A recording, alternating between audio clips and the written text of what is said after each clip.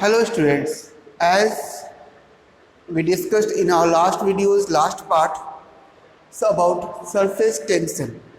We discussed the definition of surface tension. Now today we are going to discuss some more concept, more deep on surface tension. Generally, surface tension mainly caused by unbalanced cohesive force. What is the meaning of cohesive force? That you know that force of intermolecular force of attraction between same type of molecule is known as your cohesive force. But in case of surface tension is caused by unbalanced cohesive force. If we try to discuss more, we suppose that there is a cube of mercury. There is a cube of mercury. Inside this cube, let me rub in case some see the figure and imagine what I am saying to you. We have a cube of mercury, an isolated cube of mercury kept at some places.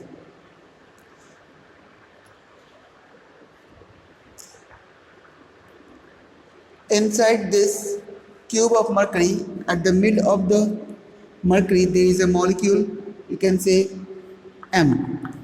M is a molecule of mercury, and on this molecule, this complete area is filled by your molecules of mercury, because this is a solid one. Sorry, it's a liquid one. The intermolecular force of attraction experienced by this molecule from all the direction, whatever it is, someone is pushing, someone is pulling, it may be outward direction, maybe inward direction. So it say in book says that in the middle of in this molecule experience some balanced force so that it cannot leave its place, and this is the effect of balanced cohesive force. This is the effect of balanced cohesive force.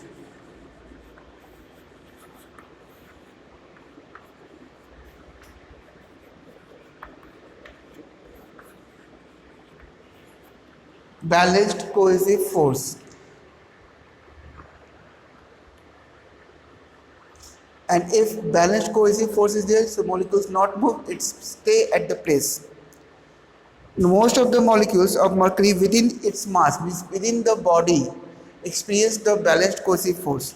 But apart from this, what about the molecules present on the upper surface, top surface of the cube? This one. So in this case, cohesive force attracted downward, applied downward, no? Only downward direction, not upward direction. So this pull, these molecules face a pull inside the body, towards downward direction, towards the main body of the cube of the mercury. But in this case, if you see that all the cohesive forces are downward direction, they produced unbalanced cohesive force. In this case, we have unbalanced cohesive force. These molecules experienced unbalanced cohesive force. Now, due to this unbalanced cohesive force, what happened? These molecules try to move inward direction. This is, suppose this is your, if we stretched this, okay, I have this piece of mass. If I stretch this one, now what happened? If any force pulling this part downward direction, what happened? This part bend likewise move downward direction. So similarly, these molecules behaves downward direction down and try to go in the main body part, but already we have molecules inside the main body of the molecule, so there is a tension between these top surface and lower molecule, those who are the part of the main body of the molecule. Now what happened? Due to this tension, molecules try to align themselves, and during alignment they make a spherical shape. They make a spherical shape. This tension is known as your surface tension. Tension due to which these molecules are unable to go downward direction, they come closer and make a tough, a little bit protective shield, you can say. That this is the reason that sometimes you are unable to insert inverted mug in a tub or in a container of water. Now in this case, it is case that surface molecules realign themselves as shown in the figure, this one.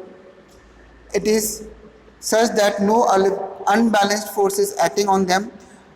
In doing so, the liquid takes a spherical shape and all the molecules experience a downward direction. So they come closer towards each other and make a spherical shape. This is due to the surface tension on the exposed surface, and this surface tension is not only from top, though it's a cube, we consider this as a cube of mercury, so this is from the sidewise also, from the upward also, all about this exposed surface. Hope this one is clear. Whatever given in your book, just read twice so that you can easily understand this concept. Now move to the next question. So not question, next topic. Our next topic is formation of meniscus. What is meniscus? Formation of curved surface, curved top surface when we insert any type of liquid in a narrow container like a test tube. No? Suppose this is a test tube and we insert any liquid. So liquid take some shape likewise.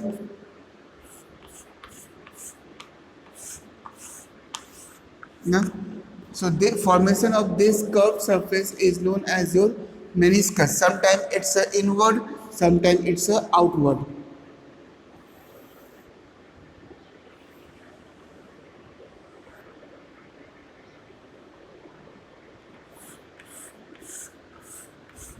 Sometimes it's a outward. So the formation of these curved surface is known as your meniscus. Hope this one is clear. Now these are of two types, one inside and one is bulge, this is outward side. So inward meniscus is known as your concave meniscus. This type of meniscus is known as your concave meniscus, and this type of meniscus is known as your convex meniscus. Clear? Generally concave meniscus forms when we insert water in a test tube, and convex meniscus form when we insert Hg, that is your mercury, in a test tube. Why this thing occur? Because in this case, remember what I am saying, it's a very important point. In this case, force of cohesion means force between same type. Same type means force, intermolecular force of attraction between the molecules of liquid. Force of cohesion, in this case force of cohesion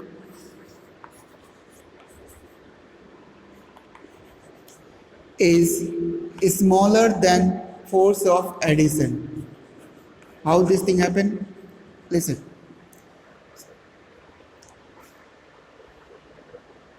Molecules of the liquid try to attract each other towards themselves. So this is known as a force of cohesion, and also in this case there is attraction between the molecules of glass of the test tube as well as molecules of the liquid, and this is known as your force of adhesion, and this is stronger than the force of cohesion. That's why the upper level of the liquid raise up to a height. Clear? This is the force of cohesion, and this is the reason for the formation of meniscus. What about mercury? In this case, force of cohesion of the molecules of mercury is stronger than the force of adhesion between molecules of mercury and glass. So in this case, force of adhesion is smaller than force of cohesion. Force of cohesion. That's why all molecules move towards the main body part of the liquid, and they form a bulgy surface because upper layer form a curved surface. This is about all thing about meniscus. Read your book so that you can easily understand. Now move to the next part, explanation of pressures on by using kinetic model. Now we are going to discuss about liquid and gas pressure exerted by liquid and gas on a container by using kinetic model of the matter or kinetic theory of matter. So let's start. As we know that molecules are not stationary; they are always in continuous motion. If space available for them, they change their places in case of liquid and gas.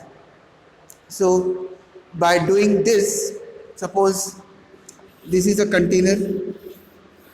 In this we have some liquid, clear, and we have another container. We have filled gas. No, this is liquid. That is gas. Suppose it's the open one.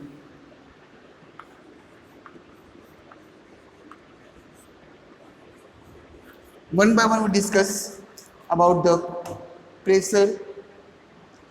In case of liquid, as we know that there is a moderate amount of space available for them, so that they can molecules of the liquid can interchange their places, and due to less amount of intermolecular force of attraction or weak amount of intermolecular force of attraction, molecules easily shift from one place to another place continuously, no? And this is not in a particular direction. This is on random way, zigzag movement. During changing of place, molecules of liquid strike with the wall of the container, and with this strike or this collision, they create pressure on the wall of the container. This type of pressure is known as your liquid pressure, and liquid pressure exerted by the molecules of the liquid during the change of the place. In book it says that in changing the place of the molecules of liquid strike against the side of the containing vessel and hence exert some specific force, and this force per unit area on the wall of the container is known as your liquid pressure. Same thing is applicable for gas also. As we know that gas molecules are always free to move, there is a negligible intermolecular force of attraction and large amount of intermolecular space available for them. If we keep some molecules of gases inside the container, they are free to move inside the container. During their movement, they hit the wall and cover of the container, and during this collision, they exert some force on the wall of the container, and this force per unit area is known as your gas pressure of the container. So this is the explanation of liquid and gas pressure by using kinetic theory. Remember, in this case we use the first part, that molecules are in continuous motion. Move to the next part. As you are observing on screen, today in this part of the video we are going to discuss effect of reducing the volume of a gas on pressure. Suppose we have a arrangement such that this contain a piston which is movable inside the container, clear, and there is a device fitted. It measures the pressure. It measures the pressure of the gas or air present inside the chamber. Now, suppose initially there is any gas. Consider that suppose it's a air. There is a gas present inside the container, and your piston is up to this place. There is no external force applied on the container. What we are observing, that pressure indicates some pressure. Suppose this pressure is your, suppose pressure is normal, it is normal condition. So pressure is your 760 centimeter of mercury. This is the centimeter of mercury. Pressure equals to 760 centimeter of mercury. Now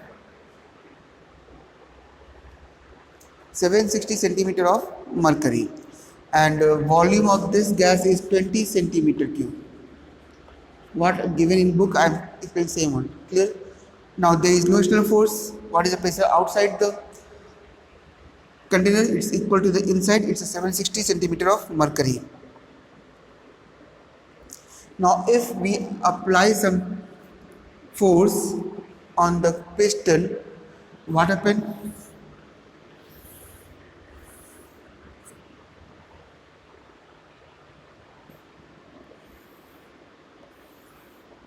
We apply a force F so that the volume of the gas decreased to near about half, suppose to 10 centimeter cube.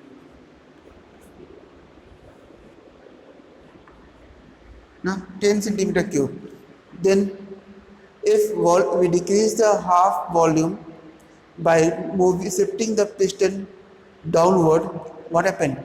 First thing, molecule present in this container are also present in this container. There is no movement of molecules, but we decrease the space available for their movement from 20 centimeter cube to 10 centimeter cube. First point. Then second point, when we see this device to measure the pressure, this pressure is just double. This showing just double the pressure, near about 520 centimeter of mercury.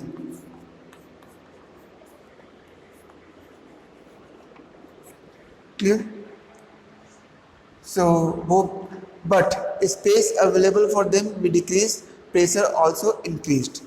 This says that when the gas is compressed to half its initial volume, the number of molecules per unit volume of the gas also become double.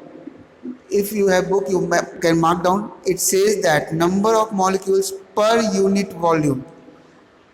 Suppose there are 100 molecules. Clear? So number of molecule per unit volume is 100 upon 20.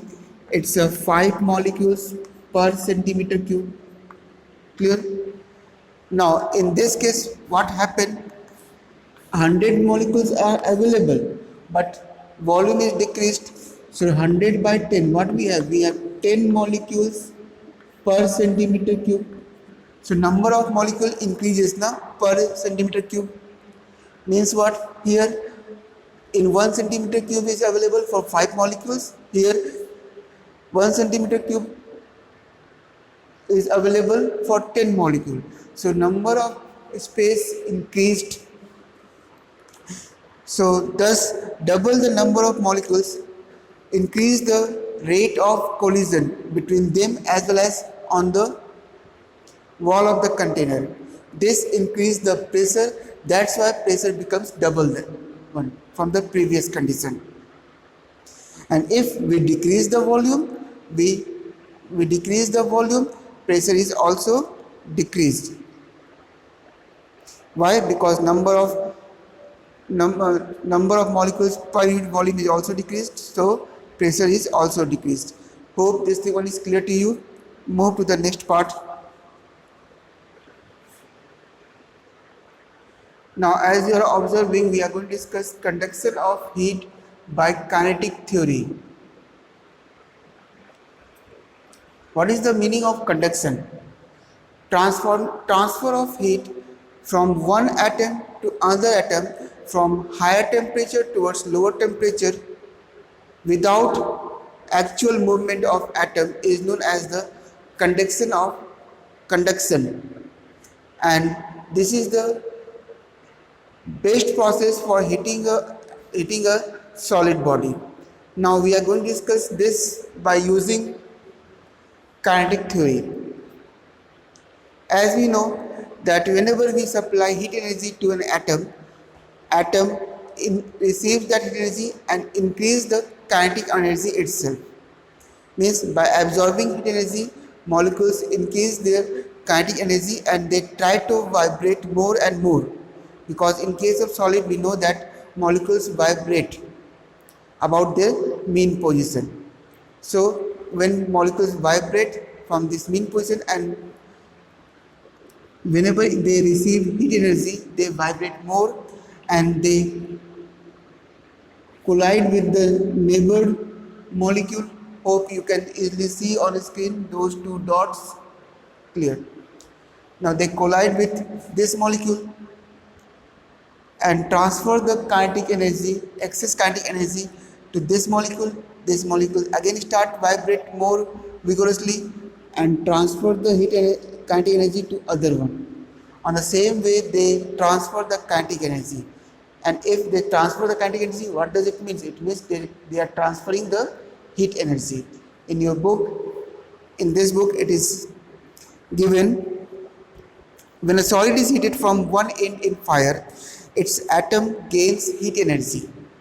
The gain of heat energy by the atoms increases their kinetic energy, that we know, and hence they vibrate about their mean position with more amplitude or more vigorously.